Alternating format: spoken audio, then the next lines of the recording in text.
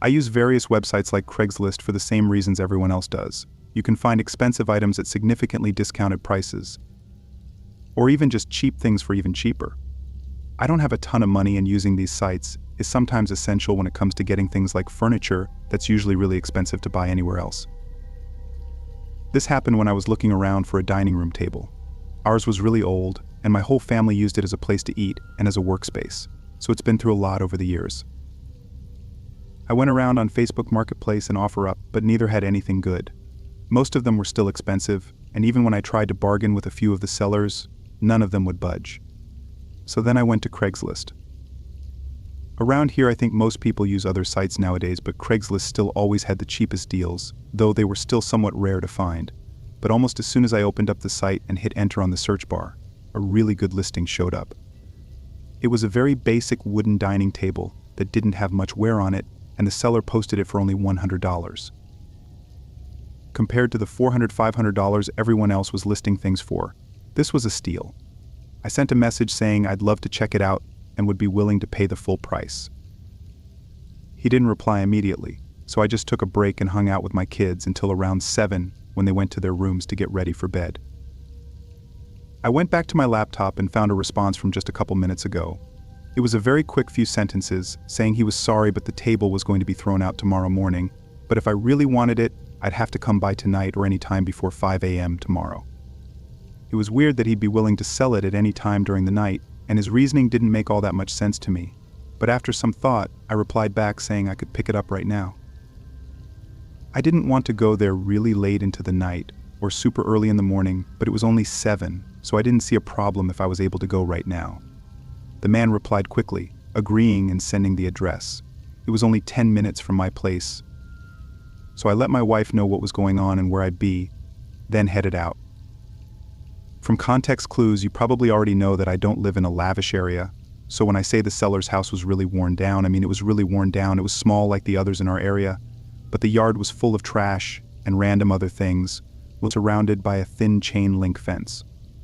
I parked on the side and opened the fence, walking through the yard and up to the door, which was already open. I could hear some people talking and laughing. I peeked inside and gave a light knock on the door. Right away, a man came around the corner and invited me in. He looked like he was in late college, somewhere in his mid-20s. As I stepped inside, though, I couldn't help but notice how disgusting the whole place was. There were beer cans laying around and stains in the carpet. It looked like a really poorly taken care of house where they had probably hosted hundreds of college parties. The man was very laid back, though, casually walking me down the hallway and into the kitchen while talking about how he didn't have room for the table anymore. When we got to the kitchen, there were 2 other men, looking about the same age and standing against the wall, seemingly in the middle of a conversation. Next to them was the table. Somehow it looked almost untouched. I didn't know how that was possible considering the rest of the house. I walked around it and checked to see if it was stable and whatnot, but as I did, the house suddenly went quiet. The 2 talking had stopped and the man selling the table didn't speak either. I looked up, seeing them all staring at me. Did I do something? I asked, looking around at each of them. When my eyes fell on one of the men closest to me, though, I noticed that his pupils were massive, something that only being drugged up could achieve, but what he was on I didn't know. Regardless, in that moment, I knew this wasn't right. Not only was this getting strange, but I didn't want to buy a table that's been in this kind of house and used by these sorts of people. I think I'm going to pass on it. Thank you, though, I said softly. I started walking toward the hallway, but one of them stepped in front of me. He didn't say anything, he just stood there, blocking the way out. Something about the way they were all looking and acting. I could tell that whatever this was planned out, and they likely never meant to sell the table. My face fell to fear, as the anticipation of just standing there, surrounded by these strangers, began to overwhelm me. But then one of them stepped over and whispered something in the other's ear, and they moved aside, still not saying anything. I cautiously walked between them, hurrying down the hallway and out the door. A lot of things went through my head on the drive home. I knew that they were planning something horrible, but what that was and why they ended up letting me go, I'm not so sure of.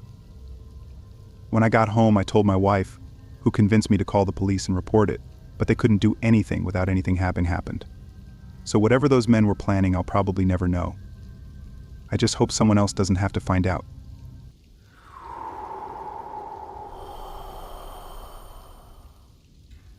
I wanted to move out of my old apartment in a few months and was hoping to get some money to help pay for movers. The shoes were nothing special, but I listed them for generous prices, hoping to get them bought quickly. It was some guy whose email had the name John K in it, and he offered just $5 less than my listing price. It seemed like an unnecessary adjustment to the original price, but I didn't want to keep waiting for more offers, so I wrote him back saying I was okay with that. We set up to meet the following day at 5 in the parking lot of a public gas station in the middle of town. The next day I sent a text and he confirmed that he was on his way, so I left as well and got to the gas station right at 5. They weren't there yet, but there was a lot of traffic on the road, so I figured he'd be late. I sat in my car patiently, and over the course of 30 minutes, the roads cleared up and the sun started coming down, and then John finally pulled in. He drove a small sedan with none of the headlights working and resembling something from a scrapyard. He parked next to me and got out. John looked like he was in his 30s and was a pretty large guy, wearing ripped-up clothes and having long, unkempt hair. He didn't say much, so I brought out the shoes and let him look at them. As he held them, though, and didn't say anything, he kept looking back at the gas station. I don't know what he was looking at, I thought, but after he checked over his shoulder multiple times, I glanced over as well. The gas station was empty aside from one guy putting gas in his car, but otherwise I didn't know what he could be looking at. John was taking his time, though, pointlessly looking over everything multiple times, as if they were some really rare shoes that he was going to drop hundreds on. But these were just some regular sneakers, nothing fancy or rare.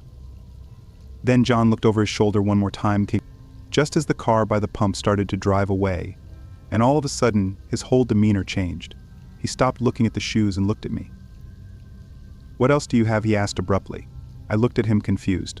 "Those are the only shoes I brought. I didn't know you were interested in others." His eyes went cold as he stepped past me and put his hand on my car door, trying to open it. "It was locked," I explained. John immediately looked at me and told me to unlock it. His voice was deep and strict, like it was a threat if I didn't. I kind of just stared at him and tried to wrap my head around this, thinking of what the best course of action would be, but in the moment, there's just no time to really think through options. I unlocked the door, knowing at most all he could take was a couple random bills I had in the front, but then he said something that I was not expecting at all. "Get in." He opened the passenger door and told me again. I stood there, even more taken aback, but now starting to get way more worried about where this was going. I looked behind me, hoping someone else was here, but the gas station was empty. No people or cars anywhere in sight. John grabbed my arm and pulled me over to the door, taking the keys from me and aggressively shoving me into the car while throwing a few punches landing on the right side of my face. I immediately tried to get up, but John slammed the door against my head, making my vision go blurry and everything just sort of fading in and out. I heard him start walking around the car as if he was going to the driver's side, but then he suddenly turned around and sprinted back to his truck. I was still out of it and barely remember anything else, but I guess someone pulled in at the perfect time and confronted John, scaring him away.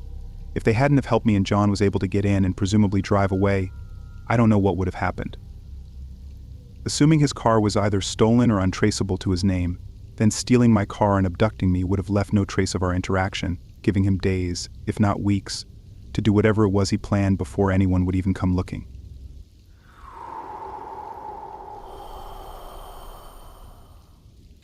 I stumbled upon a Craigslist ad for a beautiful antique piano at an unbeatable price. And these types of pianos can be unbelievably expensive if the seller knows its true value. I emailed the seller and he quickly replied. He seemed friendly and said he was excited to meet me and show me the piano. The address he gave me was a bit off the beaten path out in a rural area outside of town, but I didn't think anything of it. Thursday evening, right on schedule, I hopped in my car and started the drive out there. It was already dark and the winding roads were getting more and more questionable as I went along. I was quickly becoming unnerved. When I finally reached the address that he had given me, it looked like an old church. I guess I just didn't know the difference between an old farmhouse and an old church, though. They all kind of looked the same in my mind, so I thought that's what it was. I saw the man walking out of the front door waving at me and calling my name. Hesitantly, I got out of my car and began to make my way over to him. He was tall and thin with dull beady eyes and a quirky smile. He seemed friendly, but there was something off about him. "Welcome," he said. I hoped the drive wasn't too bad. I nodded, trying to compose myself and push aside the uneasy feelings.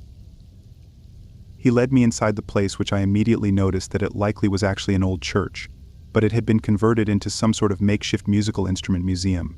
There was all kinds of gear aligning the walls: drums, banjos, guitars, and a host of other instruments. I didn't spot the piano, though. I turned and asked him where the piano was. "It's downstairs," he replied. I hesitated, something not feeling right with the way he said it. Nonetheless, I followed him down a narrow hallway where a staircase led down below. He grabbed a heavy flashlight before starting down those stairs. As we reached the bottom, he turned to me and gave me a lopsided grin. "It's down here. Don't worry." He shined the flashlight on a small room off to the side. I hesitated, unsure if I should go in, but I was too far in to back out now. We entered the room. The man flicked the lights on, which were dim, just enough to see the piano sitting in the center. The problem was, it looks nothing like the picture in the ad. The wood was chipping, keys were missing from one end of the keyboard, and it was quite a bit smaller than I anticipated. "It's not quite what I was expecting it," I said, trying to sound polite, but my disappointment was clear in my voice. "I'm sorry, it's not quite what you were looking for," he replied. He crossed his arms and leaned against the wall, watching my every move. I felt like a trapped animal, self-aware and panicky. The whole setup was weird, and I felt like I needed to leave. "Thanks for this, I think I'll pass on it though," I said. I looked over at the man, who was still leaning against the wall with a crooked smile on his face. "Is there anything else you'd like to look at?" "Yes." "No, I'm okay," I stuttered, feeling threatened by his tone.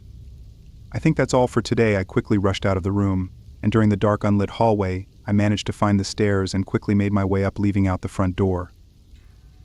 Even though I had managed to escape, I couldn't shake the feeling that there was something more sinister going on. Maybe it was the way John had looked at me, or the way he acted, or just the tone in his voice. When I got home, I opened my laptop and looked up the address. Online, it showed a picture of the old church. It was labeled as a historical music museum, opened only on the weekends for viewings. I looked into it further and didn't find any information about them selling anything. My body shook and I closed my laptop. I'd likely escaped something awful. I was already skeptical with sites like Craigslist, but after that I was done. I haven't used Craigslist or even Facebook Marketplace after that night. Because really, when you think about it, you're taking a gamble on your life over some used items. Don't use Craigslist. And if you do, never let your guard down.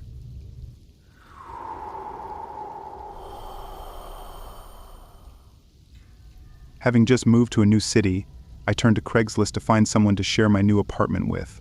As soon as I saw his post, I contacted him. His name was James. We exchanged a few emails and phone calls, and things seemed to be going well. A few days later, we agreed to meet in person to discuss the details. At first, James seemed like a friendly and easygoing guy. He was in his early 30s and kind of reminded me of myself. We talked for a while about our interests and hobbies, and he shared some funny stories about his previous roommates. As we were wrapping up our conversation, James suddenly got very serious. "There's something I have to tell you. It's kind of important," he said, and I looked at him confused. "What condition?" "Sleepwalking," he said, "and it's pretty severe. I just want you to know that up front in case there was a problem." I shrugged and said it was fine. Not a big deal. The first few weeks went by without incident. James seemed like a great roommate, and we got along well. But then I started noticing strange things around the apartment in the morning. Food would be missing from the fridge and things would be moved around. I assumed it was just James sleepwalking, but didn't give it much thought. One night I was awakened by strange noises coming from James's room. At first it sounded like he was talking to himself, but then I realized it was something else, a low growling sound that sent chills down my spine. I got up quietly, crept to his door, and listened. The growling got louder and more intense. I opened the door slowly, and as I peered inside, I saw James standing in the middle of the room, his eyes closed. It was a strange and unsettling sight. I felt like I was seeing something that I wasn't supposed to see and chose to go back to my room. The sounds went on for a few more minutes before they stopped. In the morning, I refrained from mentioning anything to James so as to not embarrass him. He seemed to be acting normal anyway, so I brushed it all under the rug and forgot about it. Another few days went by, and I found myself waking up occasionally to footsteps in the hallways or doors opening and closing, and sometimes even James making that same growling type noise. I knew it was just James sleepwalking, so it didn't frighten me, but I still had trouble falling asleep unless I heard him go back to bed. One night, though, I woke up to James's bedroom door closing. Usually he closed the door softly, but this time it sounded like he had slammed it. My eyes shot open and I stared at my door as his footsteps slowly crept over and stopped. I could see his shadow underneath the crack in the door. Then the doorknob slowly turned and he opened the door softly. James's figure stood in the darkness between the doorway. I was frozen, staring at the creepy roommates. I knew it was him sleepwalking, but it was still a creepy sight. Then he began making those same growling noises. After a moment, he stopped. A second later, his eyes shot open, and suddenly he lunged towards me. But in seconds, he had me pinned it down. His eyes were blank and expressionless. "Stay still," he said in a monotone voice, as if he was still asleep. "Don't move." I tried to break free, but he was too strong. I felt a deep, intense fear building inside me. And then just like that, it was over. James released me and slumped off the bed. Then lethargically walked back to his room, closing his door softly behind him. I quickly got up and locked my bedroom door, then stayed up for the rest of the night. In the morning, I left for work early before James even got up. I dreaded the thought of seeing him at home after work, because I knew I wouldn't make things awkward. But when I pulled into the driveway, his car wasn't there. I then noticed a lot of things missing from the house, and when I checked his room, it had been emptied. I tried calling James over the next few days, but never got a response. I never heard from him ever again. I have no idea why he left. Maybe he somehow knew what he did and felt ashamed, but if he was truly sleepwalking, then he wouldn't have had any memory of it. It still freaks me out. And my mind associates the encounter with Craigslist, so I stopped using the site. I just hope James really was sleepwalking, because I'm worried that if he wasn't, then he might come back.